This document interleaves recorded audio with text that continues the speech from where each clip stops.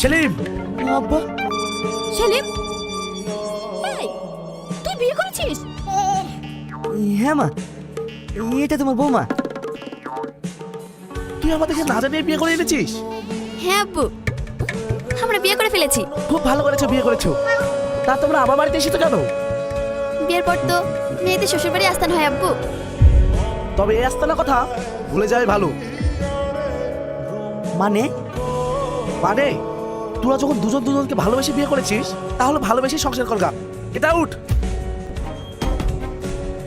চুপ করো তো, দোলাভাইকে আর বাবুকে একদম মানিয়েছে। এই তুই চুপ কর। আমাদের না জানিয়ে তো বিয়ে করেছিস। ছেলে কি করে, বেকার নাকি? বেকার তো কি হয়েছে, এখন থেকে এখানে থাকবে। তোমরা কি বলছো বলো? মানে ঘর জামাই? হ্যাঁ আব্বু, মেনে নাও। কি গো, কি করবা? কি আর করা যাবে? মান সম্মান যা খাওয়ার সে তো খেয়ে নিয়েছে, আর আমি নতুন করে মান সম্মান খাওয়াতে চাই না। এই যা, ঘরে নিয়ে যা। চলেন দোলা ভাই। চলো।